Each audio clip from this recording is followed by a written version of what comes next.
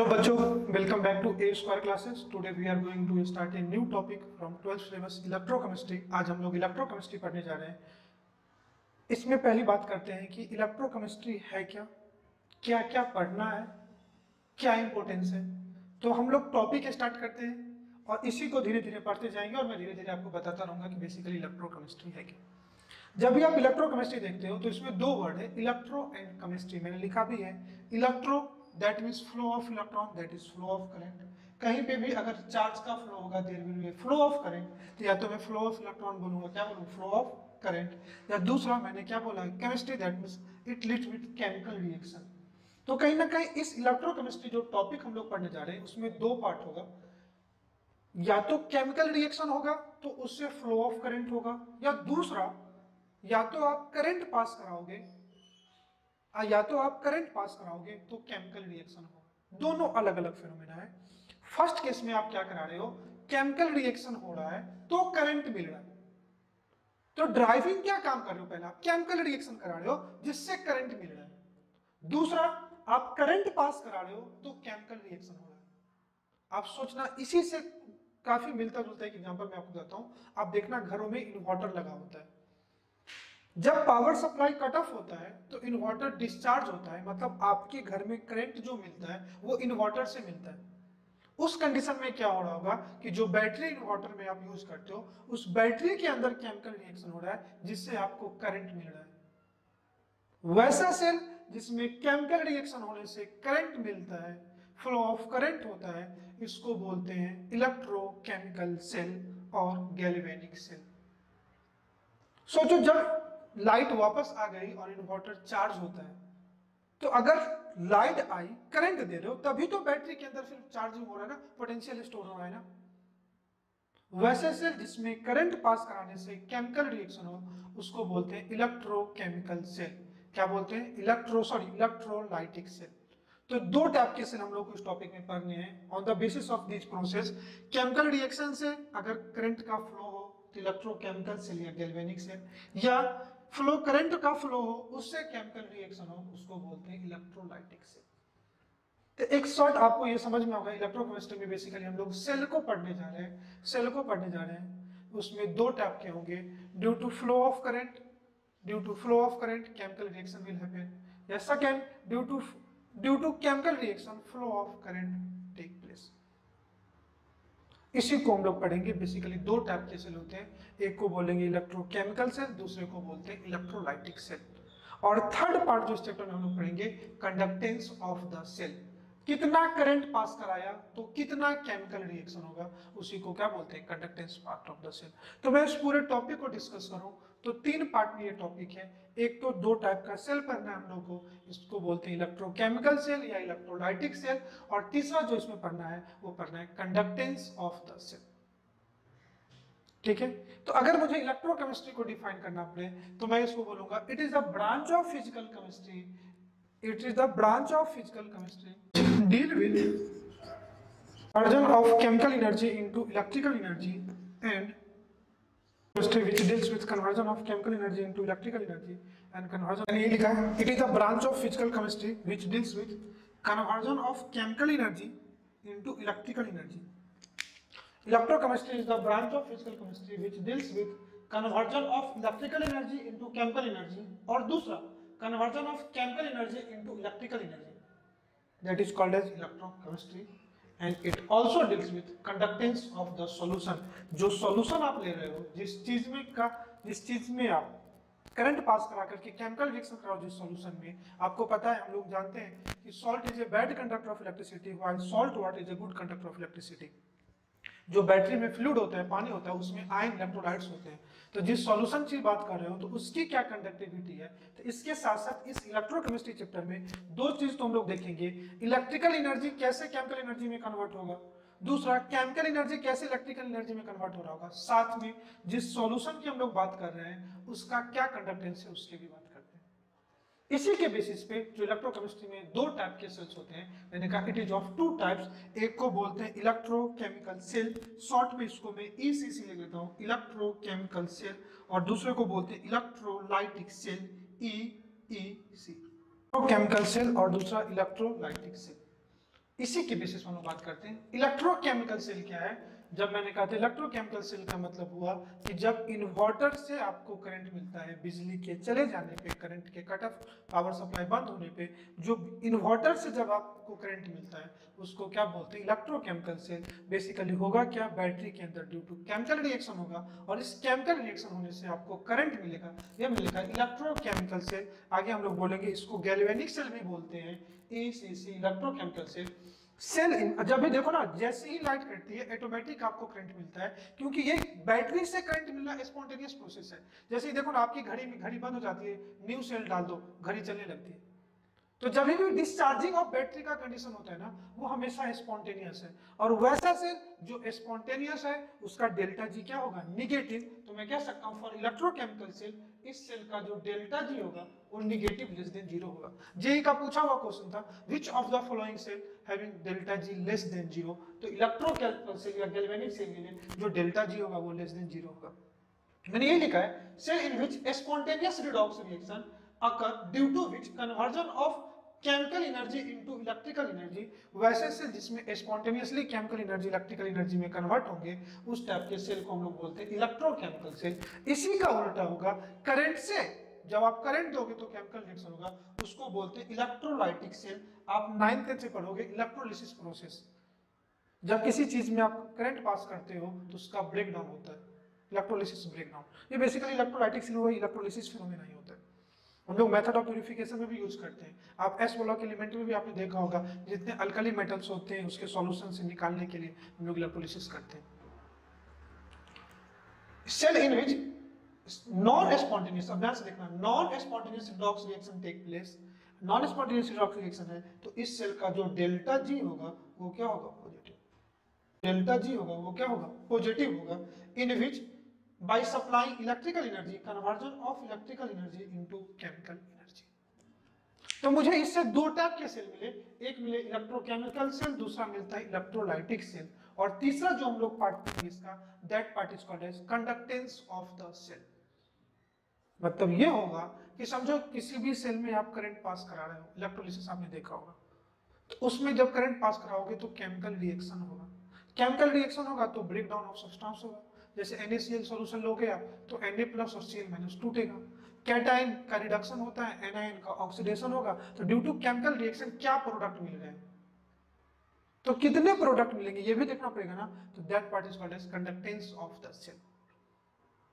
अगर आप इस चैप्टर को किसी बुक वगैरह से पढ़ोगे, कोई भी बुक आप पढ़ोगे, तो चैप्टर कैसे शुरू होता है मैं बताता हूँ। सबसे पहले सिलेबस में आपको कंडक्टेंस ऑफ द सेल मिलेगा, फिर इलेक्ट्रोलाइटिक सेल, लास्ट में इलेक्ट्रोकेमिकल सेल आपको मिलेगा। कंडक्टेंस ऑफ द सेल में आप देखना लास्ट में फैराडे लॉ वगैरह, Faraday first law, second law वगैरह ऐसा है अकॉर्डिंग टू। फिर ड्राई सेल वगैरह हम लोग पढ़ते हैं इलेक्ट्रोकेमिस्ट्री में। इस चैप्टर को अगर मेरे अकॉर्डिंग आप पढ़ोगे तो मैं आपको अपने अकॉर्डिंग चैप्टर स्टार्ट कर रहा हूँ। थोड़ा सा पेशेंस से आप 1-2 लेक्चर स्टार्टिंग के करना। अगर ये समझ में आए ना तो पूरा चैप्टर इतने अच्छे से समझ में आएगा कि कोई भी जो बच्चे इवन मेडिकल के भी है वो भी एडवांस के भी क्वेश्चन सॉल्व करोगे ना तो यूं आराम से चुटकी में सॉल्व होगा आपसे। मैं आपको सबसे पहले स्टार्ट करूंगा इलेक्ट्रोकेमिकल सेल, और इलेक्ट्रोकेमिकल सेल को ही समझने के लिए पहले मैं आपको एक एक्सपेरिमेंट कराता हूं, तभी आपको समझ में होगा कि जिसने भी पहली बार इलेक्ट्रोकेमिकल सेल बनाया होगा, जिसने पहली बार कोई बैटरी बनाई होगा, तो उसके दिमाग में ये इनिशिएटिव कहां से आएगा। मैं आपको ये एक्सपेरिमेंट तो पढ़ने वाले हैं इलेक्ट्रोकेमिकल सेल। मैंने कहा था मैं सिलेबस अपने अकॉर्डिंग स्टार्ट कर रहा हूं, 1-2 लेक्चर आप ध्यान से देखना। इलेक्ट्रोकेमिकल सेल मैंने कहा था कि इसी को समझने के लिए मैं आपको इनिशियली एक एक्सपेरिमेंट बताता हूं, जो एक बेसिकली केमिस्ट्री के लैब में ये हुआ था, लोग करने रहे थे, बाय डिफॉल्ट ये हुआ, और वहीं से थिंकिंग स्टार्ट हुई कि इलेक्ट्रोकेमिकल सेल है क्या। कोई एक केमिकल एक्सपेरिमेंट बता रहा हूँ। ये एक एक्वस CuSO4 सॉल्यूशन है। जब आप पढ़ोगे तो एक्वस जो कॉपर सल्फेट सॉल्यूशन है, इसको हम लोग ब्लू विट्रॉल से भी बोलते हैं, और ये ब्लू कलर सॉल्यूशन होता है। इसका जो सॉल्यूशन का कलर होता है ना, इसको हम लोग बोलते हैं ब्लू विट्रॉल। इस सॉल्यूशन का कलर कैसा होता है? ब्लू कलर सॉल्यूशन होता है। अब हुआ क्या कि केमिस्ट्री के लैब में कई सारे सॉल्यूशन रखे हुए होते हैं। गलती से जो लोग वहां पे केमिस्ट, जो लोग साइंटिस्ट थे, जो जिंक रॉड गिर गया। कोई भी, मैं सिंपल एक बता रहा हूं कि इंसिडेंट क्या होता। कोई भी एक कॉपर सल्फेट सॉल्यूशन जो ब्लू कलर का था, उसमें कोई एक जिंक, ऑब्वियसली सॉलिड के फेज में होता है, मेटल है, कोई भी एक जिंक रॉड गिर गया। जो साइंटिस्ट होंगे उनको लगा होगा, वो जिस काम पे कंसंट्रेट कर रहे होंगे, उनको लगा चलो इसको बाद में निकाल लेंगे, जिंक ही तो है। जब वो जिंक रॉड को आफ्टर सम टाइम उन्होंने जिंक रॉड को निकाला, तो उन्होंने कुछ चीजें ऑब्जर्व की। मैंने यही कहा था कि जब भी कोई blue copper sulphate blue colour solution में जो जिंक रॉड गिरा, आफ्टर सम टाइम उन्होंने देखा कि जो वेट ऑफ रॉड है वो डिक्रीज हो गया। जो वेट ऑफ रॉड है, आप देखा होगा कि जो वेट ऑफ रॉड है, आप डायग्राम से देखना, वेट जो जिंक रॉड है वो धीरे धीरे पतला हो रहा है, जिंक का रॉड का वेट कम हो रहा है। तो पहला चीज जो उनको दिखा कि ये जो रॉड का वेट है, इसकी थिकनेस है, ये कम हो रही है। दूसरा, इस कॉपर सल्फेट सॉल्यूशन को देखोगे, जो ब्लू कलर था, ये जो ब्लू कलर सॉल्यूशन है, इसमें उनको कुछ रेड कलर का प्रेसिपिटेट मिला, कलर प्रेसिपिटेट मिला। दोनों चीजें चौंकाने वाली थी, अपने आप में सरप्राइजिंग थी कि जिंक हो क्या गया, दूसरा ये प्रेसिपिटेट हो क्या गया। तो ऑब्वियसली जिंक जो मेटल के फॉर्म में है, अगर उसका वेट कम हो रहा होगा तो कहीं ना कहीं जिंक उस सॉल्यूशन में डिसॉल्व हो गया होगा। दूसरी चीज कि अगर यहाँ पे रेड कलर प्रेसिपिटेट मिल रहा है, तो देखो घर में जिन लोगों के देखना, आजकल कई कल्चर में कि ज्यादातर लोग पीतल के बर्तन यूज करते हैं, कॉपर के बर्तन यूज करते हैं, इवन वाटर बोतल भी लोग कॉपर यूज करते हैं, बोलते हैं स्टमक के लिए, डाइजेशन के लिए सही होता है, इम्यूनिटी के लिए, और उस बोतल का कलर रेडिश कलर होता है। तो बेसिकली था क्या कि कॉपर सल्फेट सॉल्यूशन से ये जो रेड कलर प्रेसिपिटेट है, बेसिकली ये रेड कलर प्रेसिपिटेट किसका था, कॉपर का। समझ में आया? तो एक चीज उनको समझ में आई, सिंपल सा चीज उनको ऑब्जर्व हुआ कि अगर कोई कॉपर सल्फेट सॉल्यूशन में जिंक रॉड गिर गया, अगर कॉपर सल्फेट सॉल्यूशन में जिंक रॉड गिर गया, आफ्टर सम टाइम हुआ क्या कि दो चीजें उन्होंने इजीली ऑब्जर्व किया कि जो जिंक का वेट है, इस जिंक वेट वो कम हो रहा है, मतलब thickness of zinc rod decreases with time in a copper sulfate solution. And second thing, the blue color solution changes into reddish brown color. मैं यही दो बात में लिखा हूं। When a zinc rod is placed in a aqueous copper sulfate solution, these of the following things are observed. पहला मैंने कहा weight of zinc rod decreases, दूसरा मैंने कहा blue colour solution changes into reddish brown colour, जो solution का colour blue से कैसा चेंज हो रहा है, रेडिश ब्राउन। और तीसरी चीज, temperature of solution increases, that means इस रिएक्शन में क्या हो रहा है, हीट रिलीज हो रहा है। समझने की कोशिश करता हूं, आपको समझाता हूं। देखना, इस कॉपर सल्फेट सॉल्यूशन में CuSO4 एक्वस है, इसको बोलेंगे CuSO4, जिसको बोलेंगे एक्वस कॉपर सल्फेट सॉल्यूशन। अब इस सॉल्यूशन की बात करोगे तो ये किसमें टूटेगा, Cu+2 aqueous and SO4-2 हुआ क्या? अब जो कॉपर सल्फेट सॉल्यूशन पहले एक्वस, मैंने आयंस के एक्वस होने का मतलब सॉल्यूशन से कॉपर बाहर आ रहा होगा और जिंक डिसॉल्व हो रहा है, तो जिंक सॉल्यूशन में आ रहा होगा। दो चीजें होंगी, आप इसको ध्यान से समझना कि कहीं ना कहीं जिंक की थिकनेस अगर कम हो रही है, तो जो जिंक है, जो मेटेरियल जिंक रॉड है सॉलिड के फॉर्म में, तो जिंक जो सॉलिड के फॉर्म में वो चेंज कर रहा होगा किसमें, Zn+2 एक्वस।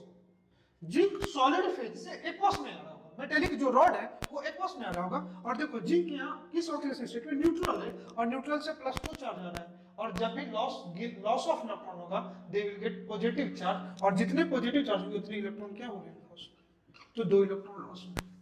आप रिडॉक्स में मैंने कई बार बताया है कि अगर कोई केमिकल रिएक्शन में लॉस ऑफ इलेक्ट्रॉन होगा, इसको हम लोग बोलते हैं ऑक्सीडेशन। मतलब इस केस में जिंक मेटल से सॉल्यूशन फेज में आ रहा है और जिंक का ऑक्सीडेशन हो रहा है। इसको मैं क्या सकता हूं, एक line, oxidation of zinc.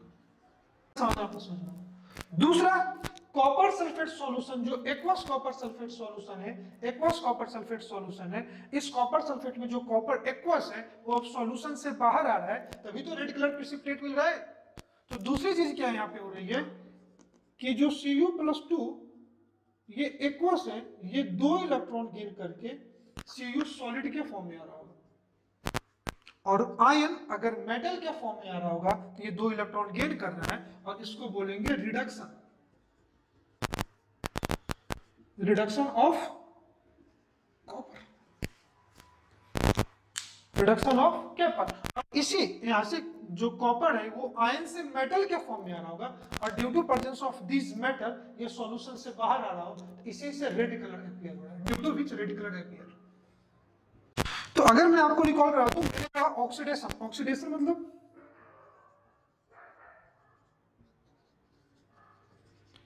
If metal converted into ions, and reduction मतलब ion get converted into metals. ये आप याद रखना इतना। और ऐसे ऑक्सीडेशन को हम लोग बोलते हैं लॉस ऑफ इलेक्ट्रॉन, और रिडक्शन को गेन ऑफ इलेक्ट्रॉन, जिसको आप ऐसे बोल सकते हो लॉस ऑफ इलेक्ट्रॉन, और इसको बोल सकते हो गेन ऑफ इलेक्ट्रॉन। तो इस कंडीशन में जिंक का ऑक्सीडेशन हो रहा है एंड कॉपर का रिडक्शन हो रहा है, मतलब जिंक अपना मेटल से आयन में जा रहा है, जिंक अपना 2 इलेक्ट्रॉन लॉस करके सॉल्यूशन में आ रहा है, एंड कॉपर सॉल्यूशन से जिंक का 2 इलेक्ट्रॉन लेकर के सॉल्यूशन से बाहर जा रहा है। दोनों चीज तो एक ही कंटेनर में हो रहा है ना। अगर दोनों रिएक्शन को मैं साथ में कंबाइंड करके लिखूं, दोनों रिएक्शन को मैं साथ में कंबाइंड करके लिखूं, तो देखो इलेक्ट्रॉन क्या हो जाएगा, कैंसिल आउट हो जाएगा, और इसको मैं लिखूंगा, देखो zinc solid plus Cu+2 aqueous gives Cu solid plus Zn+2 aqueous। हो क्या रहा है इस रिएक्शन में, आप देखना कि जिंक अपना इलेक्ट्रॉन लॉस कर रहा है एंड कॉपर वही 2 इलेक्ट्रॉन गेन कर रहा है। जिंक का ऑक्सीडेशन हो रहा है एंड कॉपर का रिडक्शन हो रहा है, and those chemical reaction in which both oxidation and reduction take place, it is called as redox reaction. इसलिए मैंने कहा था यहाँ पे ऑक्सीडेशन रिडक्शन का काफी यूज है, और दोनों ये रिडॉक्स रिएक्शन चूंकि एक ही कंटेनर में हो रहे हैं, इसलिए इसको बोलते हैं स्पॉन्टेनियसली। और दूसरा खुद से हो भी रहे हैं, क्योंकि जैसे जिंक रॉड को कॉपर सॉल्यूशन में डाला, खुद से आपने करा स्पॉन्टेनियसली, जिंक रॉड का वेट क्या हो रहा है, कम हो रहा है। तो एक तो प्रोसेस स्पॉन्टेनियसली है, दूसरा ये रिडॉक्स रिएक्शन एक ही कंटेनर में, इसलिए हम लोग बोलते हैं डायरेक्ट रिडॉक्स रिएक्शन।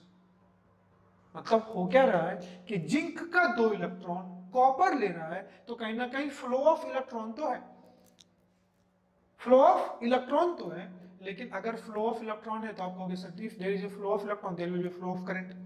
अगर इलेक्ट्रॉन फ्लो ऑफ इलेक्ट्रॉन है मतलब फ्लो ऑफ चार्ज है, तो फ्लो ऑफ इलेक्ट्रिक करंट तो होना चाहिए ना। मैं कहूंगा बिल्कुल हो रहा है, लेकिन दोनों एक ही कंटेनर में हो रहा है, इसलिए आपको कोई करंट नहीं मिला। तो साइंटिस्ट को लगा कि ये प्रोसेस स्पॉन्टेनियस तो है, पहले मैं लिख देता हूं, इसको हम लोग बोलते हैं स्पॉन्टेनियसली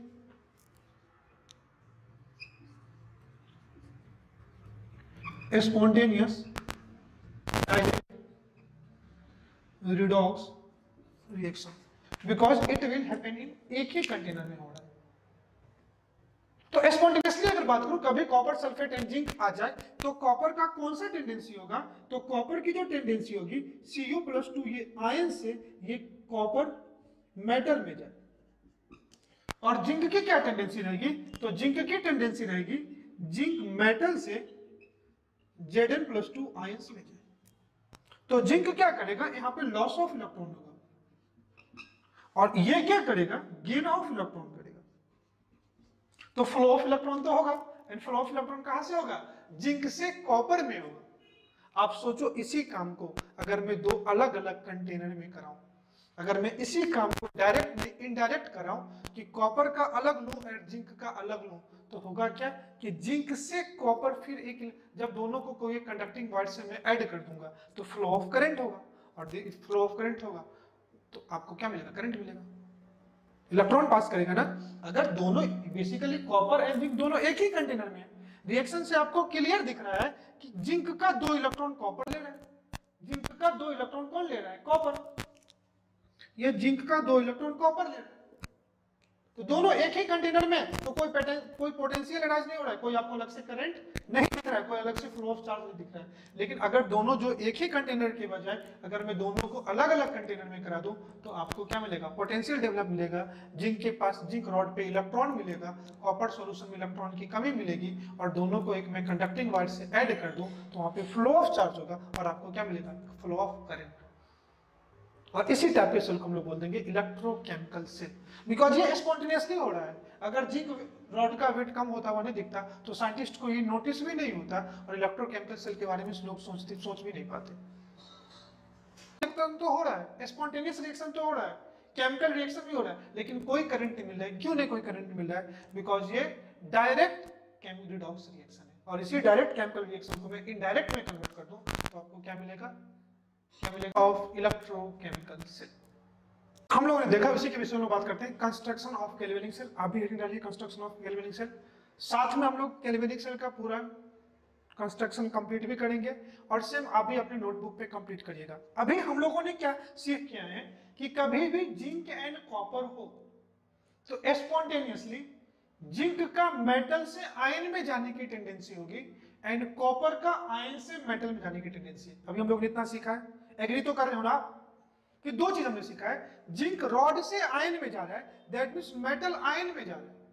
एंड कॉपर का क्या सीखा आपने, कॉपर सॉल्यूशन से बाहर आ रहा है, मतलब आयन से मेटल में आ रहा है। चलो इसी बात को मैं लिखता हूं ताकि आप मत भूलो, मैं लिख देता हूं, बाद में हम लोग मिटा लेंगे। जिंक मेटल से जिंक आयंस में जा रहा है एंड कॉपर आयन से कॉपर मेटल में आ रहा है। इतना हम लोगों ने देखा है। अब मैं क्या करता हूं, एक जिंक रॉड लेता हूं, जिंक सल्फेट सॉल्यूशन।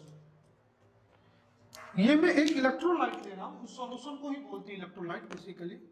मैं ले लेता हूं जो सॉल्यूशन है, ये एक्वस ZnSO4 सॉल्यूशन ले लेता हूं और इधर में लेता हूं, आप बस ध्यान से समझना, काफी अच्छे से समझ लेगा।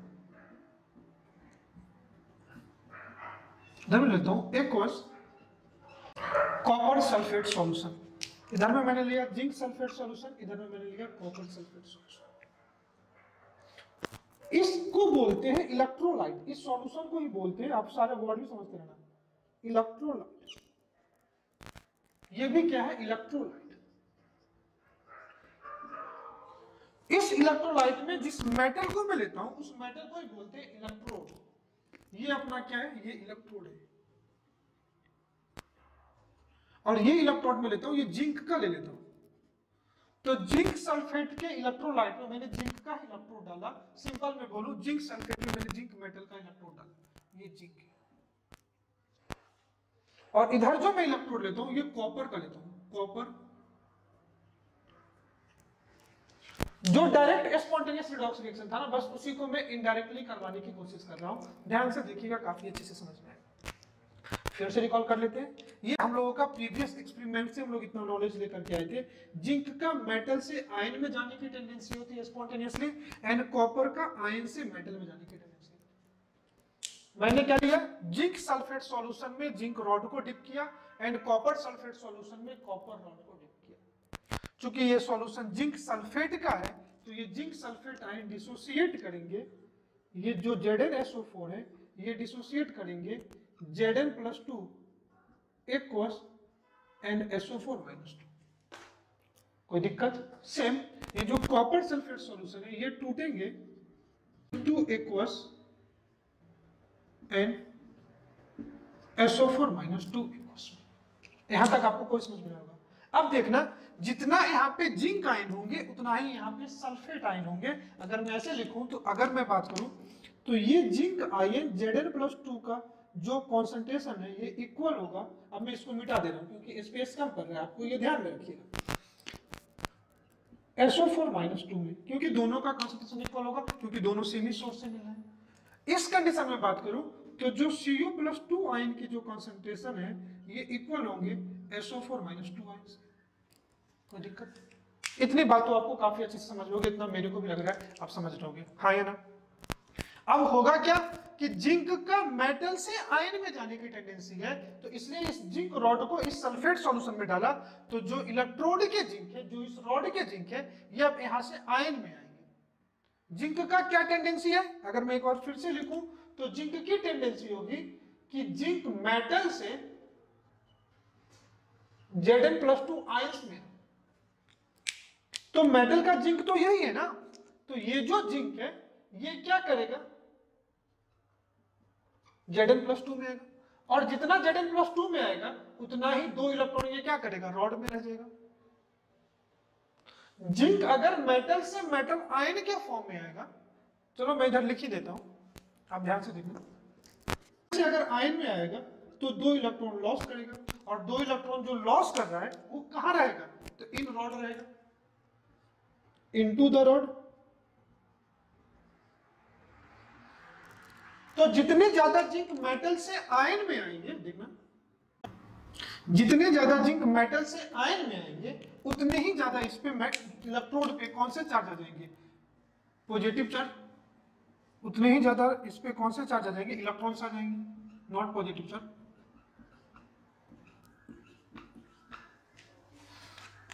सिंपल मैंने कहा कि जो जिंक सल्फेट सॉल्यूशन में मैंने जिंक रॉड को डिप किया, ध्यान से समझिएगा, मैंने जिंक सल्फेट सॉल्यूशन में जिंक रॉड को डिप किया तो हुआ क्या कि जिंक का मेटल से आयन में जाने की टेंडेंसी ज्यादा है, जो अभी तक हम लोगों ने प्रीवियस एक्सपेरिमेंट से सीखे। तो जिंक मेटल से, ये रॉड से ये सॉल्यूशन में आएगा और अपने 2 इलेक्ट्रॉन को इस इलेक्ट्रॉन पे छोड़ देगा। अब ध्यान से देखिएगा कि रॉड कौन सा चार्ज हो जाएगा, नेगेटिवली चार्ज, एंड सॉल्यूशन में किसका कंसंट्रेशन बढ़ेगा, तो Zn आयन का कंसंट्रेशन बढ़ेगा। इनिशियली क्या था, तो जितने आयंस Zn के थे उतने ही SO4 के आयन थे, लेकिन due to oxidation of these zinc electrode in solution Zn plus ion concentration increases. मैं लिख देता हूं, due two of zinc concentration of Zn plus 2 ion in solution increases। तो सॉल्यूशन में Zn plus 2 ion क्या होगा, इंक्रीजेस, और जो इलेक्ट्रोड लिया था वो कौन सा चार्ज हो जाएगा, नेगेटिवली चार्ज हो जाएगा। एंड जो इलेक्ट्रोड है, इलेक्ट्रोड विल नेगेटिवली, और जो इलेक्ट्रोड है वो नेगेटिवली चार्ज होगा। इतना समझ में आएगा। अब होगा क्या कि कुछ देर तक तो ये जिंक का ऑक्सीडेशन होगा, लेकिन जैसे जैसे जिंक का ऑक्सीडेशन होगा इस रॉड पे नेगेटिव आयंस बढ़ेंगे और सॉल्यूशन में पॉजिटिव आयन बढ़ेंगे। आफ्टर सम टाइम जो जिंक है, ये रॉड नेगेटिवली है ना, तो ये किस आयन को अट्रैक्ट करेगा, तो ये जिंक आयन को अपनी तरफ अट्रैक्ट करेगा। होगा क्या कि यहाँ पे ये इलेक्ट्रॉन और जिंक के बीच में कंसंट्रेशन हो जाएगा कि रॉड जो बेसिकली है वो जिंक के एटम से Zn plus 2 आयन से सराउंड हो जाएगा। आफ्टर सम टाइम अब जो कोई फर्दर जिंक का ऑक्सीडेशन होगा, समझो अब जो कोई फर्दर इस Zn plus 2 का ऑक्सीडेशन होगा तो ये अपना जो 2 इलेक्ट्रॉन देगा उसको ये इलेक्ट्रॉन रिपेल करेगा, और सेम जैसे ही जिंक सॉल्यूशन में आना चाहेगा Zn plus 2 आयन, पहले से प्रेजेंट आयन इसको क्या करेंगे, रिपेल करेंगे। मतलब एक बैरियर डेवलप हो गया कि जिंक का ऑक्सीडेशन तो होगा, लेकिन एक आने के बाद ये ऑक्सीडेशन सैचुरेट कर जाएगा, स्टॉप कर जाएगा, क्योंकि अब जो ये फर्दर जिंक ऑक्सीडाइज होगा तो सॉल्यूशन में ऑलरेडी Zn plus 2 आयन का कंसंट्रेशन बढ़ गया ना, तो सॉल्यूशन में प्रेजेंट Zn plus 2 आयन ये फर्दर Zn plus 2 आयन को आने ही नहीं देंगे, दोनों को रिपेल करेंगे। तो अब जो फर्दर जिंक ऑक्सीडाइज होगा तो उसको ये Zn plus 2 आयन जो सराउंड किए हुए हैं ये इसको रिपेल करेगा एंड फर्दर ऑक्सीडेशन रुक जाएगा, मतलब रिएक्शन सैचुरेट हो जाएगा। समझ में है? सेम कहानी आइए उस तरफ कंप्लीट करते हैं, कैथोड इधर।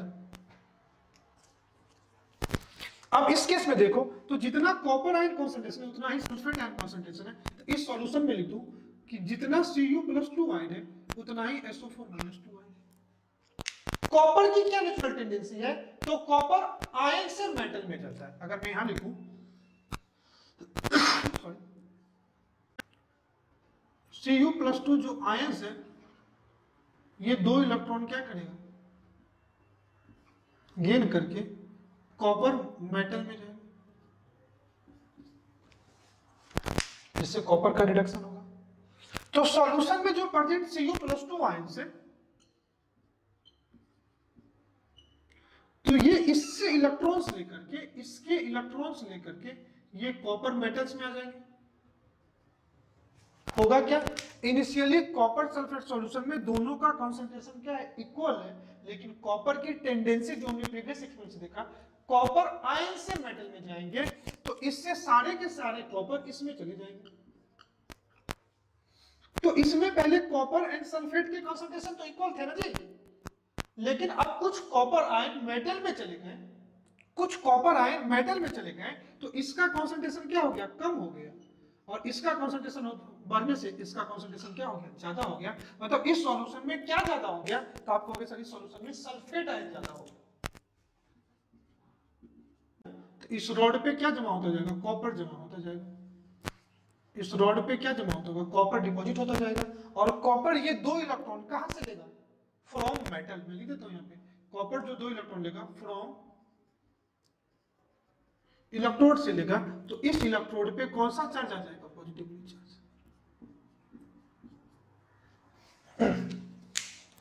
जिंक भी आ रहा था, जिंक मेटल से आयन में आ रहा था, तो जिंक अपना इलेक्ट्रॉन इलेक्ट्रोड को पे छोड़ के जा रहा था, इसलिए ये जो इलेक्ट्रोड था वो निगेटिवली चार्ज था।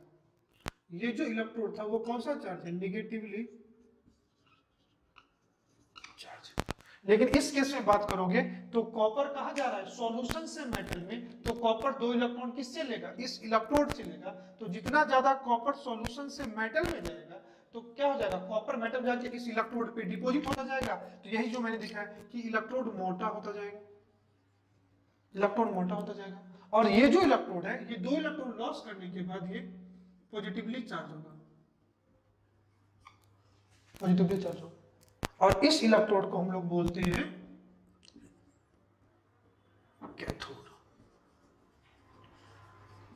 इस इलेक्ट्रोड को क्या बोलते हैं, कैथोड। और ये जो नेगेटिवली चार्ज है इसको क्या बोलते हैं, कुछ लोगों को लगेगा कि सर एनोड तो पॉजिटिवली चार्ज होता है, फिर आपने एनोड को नेगेटिवली से क्या बोला। तो मैं आपको फिर सजेस्ट करूंगा, कभी भी anode and cathode negative positive हम लोग आइडेंटिफाई नहीं करते हैं। वो इलेक्ट्रोड जहां पे ऑक्सीडेशन होता है उसको बोलते हैं एनोड, और जहां रिडक्शन होता है उसको क्या बोलते हैं, कैथोड। तो एनोड इसको हम लोग इसलिए बोलते हैं बिकॉज, यहां पे मैं लिख देता हूं, बिकॉज ऑक्सीडेशन टेक प्लेस। और इस इलेक्ट्रोड को इसलिए बोला कैथोड बिकॉज यहां पे reduction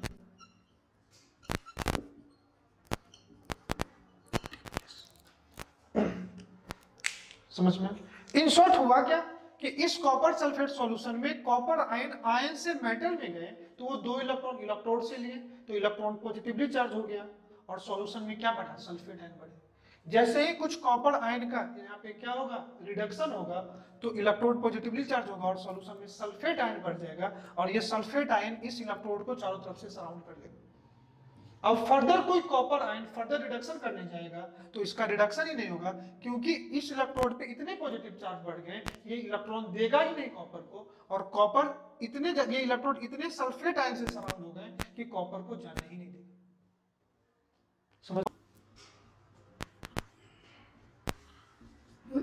reduction of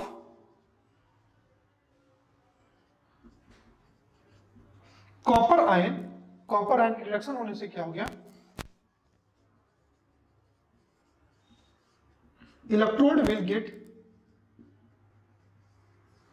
positively charge. Electron क्या हो गया, पॉजिटिवली चार्ज, और in solution SO4 ion, SO4 ions concentration increased, और सॉल्यूशन में सल्फेट आयन कॉन्सेंट्रेशन बढ़ गया।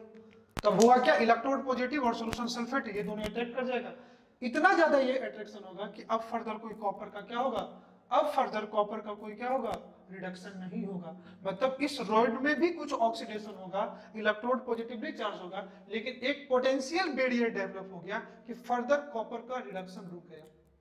इधर भी कुछ जिंक ऑक्सीडाइज हुए थे, लेकिन आफ्टर सम टाइम रॉड इतना ज्यादा नेगेटिवली हुआ, सॉल्यूशन में इतना ज्यादा जिंक का कंसंट्रेशन बढ़ा कि एक फिर से पोटेंशियल बैरियर डेवलप हो गया, और फिर फर्दर जिंक का ऑक्सीडेशन रुक गया। यहां भी ऑक्सीडेशन हुआ, यहां भी रिडक्शन हुआ, लेकिन दोनों अलग अलग कंटेनर में हुआ। इसको मैं बोल सकता हूं इनडायरेक्ट रिडॉक्स रिएक्शन। आगे इसको मैं बोलूंगा इनडायरेक्ट, क्योंकि दोनों अलग अलग कंटेनर में करा रहे हैं। आप लिखना चाहो तो लिख लेना, because oxidation and reduction take place in different container, because oxidation and reduction take place in different container. क्यों इसको इनडायरेक्ट बोल रहे हैं, बिकॉज हम लोग ऑक्सीडेशन अलग कंटेनर में करा रहे हैं एंड रिडक्शन अलग कंटेनर में करा रहे हैं, लेकिन दोनों पे ये इस इलेक्ट्रोड पे नेगेटिवली चार्ज हो जाने से ये इलेक्ट्रोड नेगेटिवली होगा, जिस इलेक्ट्रोड को हमने बोलते हैं एनोड। क्यों बोलते हैं एनोड, बिकॉज यहाँ पे ऑक्सीडेशन होगा। जब हम लोग इलेक्ट्रोलाइटिक सेल देखेंगे ना तो एनोड वहां पे पॉजिटिवली चार्ज होगा, इसलिए एनोड एंड कैथोड को कभी आप चार्ज से मत देखना। एनोड हमेशा उसको बोलेंगे जहां ऑक्सीडेशन होगा, कैथोड हमेशा उसको बोलेंगे जहां पे रिडक्शन होगा। तो दोनों इलेक्ट्रोड पे एक पोटेंशियल बैरियर डेवलप हो गया, यहाँ नेगेटिवली चार्ज स्टोर हो गया और यहाँ पॉजिटिवली चार्ज स्टोर हो गया। आप चाहते हो कि फर्दर जिंक का ऑक्सीडेशन हो और आप चाहते हो कि इधर फर्दर कॉपर का रिडक्शन हो, आपको इस पोटेंशियल बैरियर को कम करना पड़ेगा। समझ में ना? आपको इस पोटेंशियल बैरियर को क्या करना पड़ेगा? कम करना पड़ेगा। अब मैं क्या करता हूं, इस दोनों इलेक्ट्रोड को एक कंडक्टिंग वायर से ऐड कर देता हूं। अगर मैं इस इलेक्ट्रोड को एक कंडक्टिंग वायर से ऐड कर दूं, देखना मैं इसको मिटा दूं, ये तो लिख दिया मैंने इधर। अगर इस इलेक्ट्रोड को मैं एक कंडक्टिंग वायर से ऐड कर दूं, तो यहाँ पे मैं ये लगाता हूं बल्ब। इलेक्ट्रोड को एक कंडक्टिंग वायर से कर दूं तो इलेक्ट्रॉन फ्लो करेगा, इलेक्ट्रॉन यहाँ ज्यादा है यहाँ कम है, तो इस डायरेक्शन में इलेक्ट्रॉन फ्लो करेगा और जिस डायरेक्शन में इलेक्ट्रॉन फ्लो करेगा उसी के कम अपोजिट डायरेक्शन में आपको करंट फ्लो करेगा, आई करंट फ्लो करेगा। और ये बल्ब जो मैंने लगाया है, ये बल्ब ग्लो करेगा। बल्ब ग्लो तो करेगा क्योंकि अब जैसे जैसे बल्ब ग्लो करेगा, ये जो पोटेंशियल है नेगेटिवली, ये खत्म होता जाएगा। ये जो पोटेंशियल है नेगेटिवली, ये खत्म होता जाएगा और इधर जो पॉजिटिव पोटेंशियल बैरियर आ गया था इलेक्ट्रोड पे, ये खत्म हो जाएगा। अब ध्यान से देखो, अपोज कर रहे थे यहाँ ऑक्सीडेशन को, एक इलेक्ट्रोड पे नेगेटिव आ जाना और दूसरा सॉल्यूशन पे पॉजिटिव आ जाना। तो जैसे दोनों इलेक्ट्रॉन को एक कंडक्टिंग वायर से हमने ऐड किया, there will be flow of current, bulb glow करेगा। लेकिन अभी भी फर्दर ऑक्सीडेशन नहीं होगा, फिर फर्दर कुछ ऑक्सीडेशन होगा, लेकिन सॉल्यूशन में इतना ज्यादा यहाँ पॉजिटिव बढ़ गया और इधर सॉल्यूशन में इतना ज्यादा नेगेटिव बढ़ गया कि अब कोई फर्दर ऑक्सीडाइज ही नहीं हो रहा है। मतलब ये जो पोटेंशियल बैरियर डेवलप हुआ था, ये दो जगह पे हुआ था, एक इलेक्ट्रोड में और दूसरा सॉल्यूशन में। यहाँ पे पोटेंशियल बैरियर डेवलप हुआ था, ये दो चीजों पे हुआ था, एक इलेक्ट्रोड पे हो गया था और दूसरा सॉल्यूशन में। यहाँ इलेक्ट्रोड इतना ज्यादा नेगेटिवली हुआ था कि कोई फर्दर जिंक ऑक्सीडाइज होकर के इलेक्ट्रॉन नहीं छोड़ पा रहा था, और सॉल्यूशन इतना ज्यादा पॉजिटिव है, कोई सॉल्यूशन नहीं आ रहा है। तो जैसे ही मैंने इसको किसी कंडक्टिंग वायर से ऐड हुआ, तो इलेक्ट्रोड का तो चार्ज न्यूट्रलाइज हुआ, लेकिन सॉल्यूशन में अभी भी क्या है, पोटेंशियल बैरियर डेवलप है। अगर इनिशियली बात करोगे तो सॉल्यूशन में जितना जेड आयन था उतना ही सल्फेट आयन था। इनिशियली सॉल्यूशन कैसा था? Electrically neutral. मैं इनिशियली बात करूं, ये इनिशियली है, सॉल्यूशन इलेक्ट्रिकली न्यूट्रल है, लेकिन बाद में सॉल्यूशन में पॉजिटिव चार्ज बढ़ रहा है। और इधर भी देखो, सॉल्यूशन क्या इलेक्ट्रिकली न्यूट्रल, बाद में सॉल्यूशन में नेगेटिव चार्ज बढ़ रहा है। अब मुझे सॉल्यूशन के पोटेंशियल बैरियर को क्या करना पड़ेगा? मिनिमाइज करना पड़ेगा। To minimize barrier potential of solution we will use salt bridge. अब मैं क्या करता हूं, इस सॉल्यूशन को मिनिमाइज करने के लिए इसमें एक inverted U shape type funnel डालते हैं, हम लोग बोलते हैं सॉल्ट ब्रिज। इसमें कुछ वोलेटाइल आयंस होते हैं, लाइक मैं बोल दूं KCl, ये कोई सेमी सॉलिड फ्लूइड होता है और यहाँ पे कोई कॉटन वगैरह से जुड़ता है। अब होगा क्या, ये जो KCl सॉल्यूट आयंस है ये टूटेगा K प्लस NCl माइनस में। यहाँ सॉल्यूशन में पॉजिटिव चार्ज बढ़ गया था, तो इधर कौन से आयन आएंगे? इधर तो इधर आएगा Cl माइनस आयन, और इधर कौन से आयन बढ़ गए थे? तो इधर बढ़ गए थे सल्फेट आयन, तो इधर क्या जाएगा? K minus. ये जो हाफ सेल है, ये जो सेल है, इसमें किसके कॉन्सेंट्रेशन बढ़ गए थे? तो जिंक आयन के कॉन्सेंट्रेशन बढ़ गए थे, तो इधर नेगेटिव आयन साइनाइड आयन आएगा और इधर सल्फेट आयन आने से ये क्या हो जाएगा? K प्लस इस सल्फेट आयन को न्यूट्रलाइज करेगा। मतलब इधर जो पॉजिटिव आयन कॉन्सेंट्रेशन बढ़ रहा था उसको इलेक्ट्रिकली न्यूट्रलिटी लाने के लिए इधर नेगेटिव आयन आ गए, और इधर जो नेगेटिव आयन आ गए थे इसको इलेक्ट्रिकल न्यूट्रलिटी लाने के लिए इधर क्या गए? पॉजिटिव आयन आ गए, जिससे हो क्या गया? जो सॉल्यूशन में पोटेंशियल बैरियर डेवलप था वो भी न्यूट्रलाइज हो गया। अब फिर फर्दर क्या हो जाएगा कि कॉपर का ऑक्सीडेशन होने लगेगा, और जो सॉल्यूशन के कॉपर है, जो सॉल्यूशन के कॉपर है, फिर ये आएंगे, दो इलेक्ट्रॉन होंगे, यहाँ दो पॉजिटिव होंगे और इस पे कॉपर सॉलिड के फॉर्म में आएगा। ये सॉल्यूशन को न्यूट्रलाइज होने से अब जितना जिंक आयन होगा उतना ही क्या आएगा? साइनाइड आयन होगा।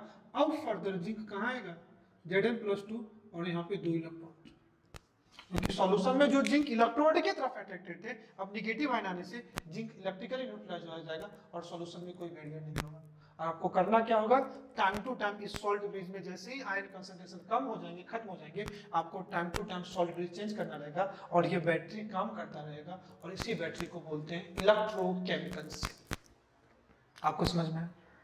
अब ये जो इनडायरेक्ट केमिकल रिएक्शन मैंने लिखा, क्यों? क्योंकि ऑक्सीडेशन इधर हो रहा है और इधर क्या हो रहा है, रिडक्शन हो रहा है, इसलिए इस सेल को हम लोग बोलते हैं, इस हाफ सेल को ऑक्सीडेशन हाफ सेल, और इसको बोलते हैं रिडक्शन हाफ सेल। अगर इस सॉल्ट ब्रिज को मैं देखूं, इसको मैं एक कॉमन हाइपोथेटिकल लाइन दे दूं, तो ये लाइन किसको रिप्रेजेंट करेगा, सॉल्ट ब्रिज को। इधर जो सेल है, ये एनोड का सेल है ना, जिधर एनोड है, इसको हम लोग बोलते हैं एनोड हाफ सेल, AH। और ये जो सेल है, इसको हम लोग बोलते हैं कैथोड हाफ सेल। बात करोगे, मैं इधर लिखता हूं, एनोड हाफ सेल की बात करोगे,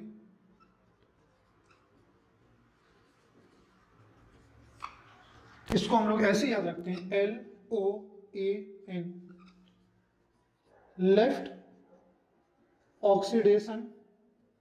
इधर जो इलेक्ट्रोड है उसको क्या बोलते हैं, एनोड। कैसा चार्ज है, negatively, left oxidation anode negatively. और इधर जो केमिकल रिएक्शन होगा, इसको बोलते हैं एनोड हाफ सेल या ऑक्सीडेशन हाफ सेल। और इधर केमिकल रिएक्शन क्या होगा कि जो जिंक है मेटल के फॉर्म में, ये जिंक Zn+2, और इसी को क्या बोलते हैं, ऑक्सीडेशन, ऑक्सीडेशन हाफ रिएक्शन या एनोड हाफ सेल। इधर की बात कर लो,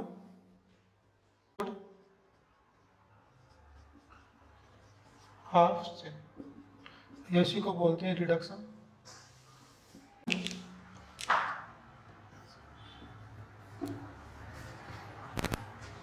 ये कहाँ है, राइट हैंड साइड, इसको क्या बोलेंगे, reduction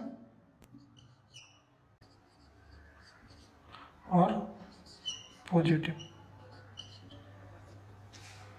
right reduction, cathode, positive. ये समझ में आ गया सॉल्ट ब्रिज।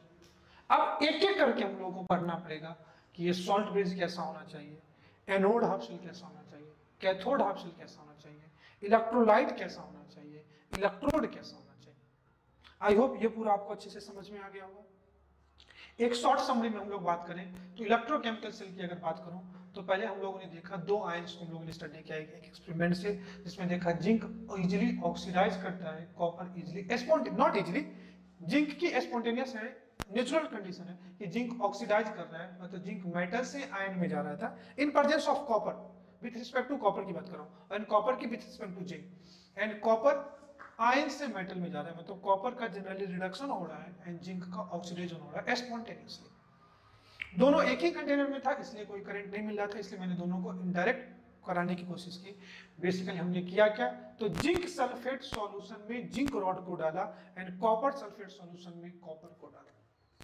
जिंक मेटल जो इलेक्ट्रोड है, जिंक की टेंडेंसी मेटल से आयन में आने की है, तो ये रॉड का जिंक आयन में आने लगा, सॉल्यूशन में आने लगा, और जिंक रॉड पतला होता जाएगा। और जिंक दो इलेक्ट्रॉन छोड़ के ऑक्सीडाइज करेगा ना, बिकॉज जिंक दो इलेक्ट्रॉन जो लॉस करेगा तो वो इलेक्ट्रॉन रॉड में ही रहेगा, रॉड नेगेटिवली चार्ज होता रहेगा, चार्ज बढ़ता रहेगा, एंड सॉल्यूशन में जिंक आयन आ जाते रहेंगे, तो सॉल्यूशन में Zn+2 आयन का कॉन्सेंट्रेशन बढ़ने लगेगा, सॉल्यूशन में Zn+2 आयन का कॉन्सेंट्रेशन बढ़ने लगेगा, और सॉल्यूशन पॉजिटिवली चार्ज होने लगेगा। कितना समझ में? अब बात करो कि अब होगा क्या कि जिंक पे जैसे जैसे जिंक ऑक्सीडेशन होगा, इस इलेक्ट्रोड पे नेगेटिवली चार्ज कंसंट्रेशन बढ़ता रहेगा एंड सॉल्यूशन में पॉजिटिवली चार्ज बढ़ता रहेगा। तो अब जैसे ही कुछ देर बाद कोई जिंक के एटम ऑक्सीडाइज होंगे, तो सॉल्यूशन में इतना Zn+2 आयन है कि आने वाले Zn+2 आयन को अपोज करे, मतलब एक बैरियर डेवलप हो जाएगा। अगर ये बैरियर से कम होगा तो फर्दर जिंक ऑक्सीडेशन होगा, और नहीं अगर ये अपोजिशन ज्यादा होने लगेगा, ये ज्यादा अपोज कर लेगा, सॉल्यूशन में प्रेजेंट Zn आए, और इलेक्ट्रोड पे भी तो नेगेटिवली है, जो फर्दर जिंक जब दो इलेक्ट्रॉन छोड़ेगा, लॉस करेगा, तो ये इलेक्ट्रॉन को लॉस ही नहीं देगा, क्योंकि बाहर ये इलेक्ट्रॉन नेगेटिवली चार्ज हो गया। तो कुछ जिंक थोड़ी देर तक तो जिंक ऑक्सीडाइज होगा, लेकिन एक पोटेंशियल बैरियर डेवलप हो जाएगा, जिसकी वजह से फर्दर जिंक ऑक्सीडेशन हो जाएगा। सेम टाइम अगर इधर बात करूं तो कॉपर का आयन से मेटल में जाने की टेंडेंसी है, तो जो कॉपर पर सल्फेट आयन इनिशियली इक्वल थे, सॉल्यूशन इलेक्ट्रिकली न्यूट्रल था, अब ये कॉपर के आयन मेटल पे जाने लगे। तो कॉपर जब मेटल में जाएंगे तो दो इलेक्ट्रॉन इनको चाहिए, कॉपर जब मेटल में जाएंगे तो दो इलेक्ट्रॉन चाहिए। दो इलेक्ट्रॉन देगा कौन, तो ये इलेक्ट्रोड से इलेक्ट्रॉन लेंगे और इलेक्ट्रोड पे पॉजिटिवली चार्ज आने लगेगा, एंड सॉल्यूशन से कॉपर निकल रहा है तो सल्फेट आयन ज्यादा आपको दिखने लगेगा। तो आयन में sulphate ion negative ion concentration बढ़ेगा एंड रॉड पे पॉजिटिव आयन कंसंट्रेशन बढ़ेगा। आफ्टर सम टाइम आयन में इतना ज्यादा नेगेटिव कंसंट्रेशन बढ़ेगा और रॉड पे इतना ज्यादा पॉजिटिव कंसंट्रेशन बढ़ेगा कि फिर से एक पोटेंशियल बैरियर डेवलप हो जाएगा। अब ये पोटेंशियल बैरियर डेवलप होने से होगा क्या कि अब फर्दर कॉपर आयन जो अगर रॉड से इलेक्ट्रॉन लेना चाहेगा तो वो देगा ही नहीं, क्योंकि रॉड पॉजिटिवली चार्ज हो गया। इस पोटेंशियल बैरियर को हम लोगों ने कम करने के लिए क्या किया, दोनों इलेक्ट्रॉन को एक कंडक्टिंग वायर से ऐड किया। अब ये इलेक्ट्रॉन नेगेटिवली चार्ज है, ये इलेक्ट्रॉन पॉजिटिवली चार्ज है, फ्लो ऑफ इलेक्ट्रॉन हुआ तो उसके अपोजिट डायरेक्शन में आपको क्या मिला, फ्लो ऑफ इलेक्ट्रिक करंट। इस इलेक्ट्रोड पे जिंक का ऑक्सीडेशन होगा, इसलिए इसको बोला एनोड, और यहाँ पे एनोड कौन सा चार्ज है, नेगेटिवली चार्ज। इस इलेक्ट्रोड पे कॉपर का रिडक्शन हुआ, इसलिए इसको बोलते हैं कैथोड, और जो इलेक्ट्रोड पे चार्ज है वो पॉजिटिवली चार्ज है। मैं ये नहीं कह रहा हूँ कि कैथोड इज पॉजिटिवली चार्ज, लेकिन मैं ये जरूर कह रहा हूँ कि cathode that electrode eight which reduction take place and anode or that electron at which oxidation take place। Anode हमेशा ऑक्सीडेशन से जाना जाएगा, कैथोड हमेशा रिडक्शन से जाना जाएगा। जब दोनों को एक कंडक्टिंग वायर से ऐड किया तो इलेक्ट्रोड के चार्ज तो न्यूट्रल हो गए, इलेक्ट्रोड पे जो भी इलेक्ट्रॉन रिच था, इलेक्ट्रॉन कंसंट्रेशन था, यहाँ पॉजिटिव कंसंट्रेशन था, वो न्यूट्रलाइज हो गए और ये बल्ब लगा, ये गर्म करने लगेगा। लेकिन अभी भी सॉल्यूशन में पोटेंशियल बैरियर थी, उसी को कम करने के लिए मैंने क्या डाला, एक इनर्ट टाइप के आयंस।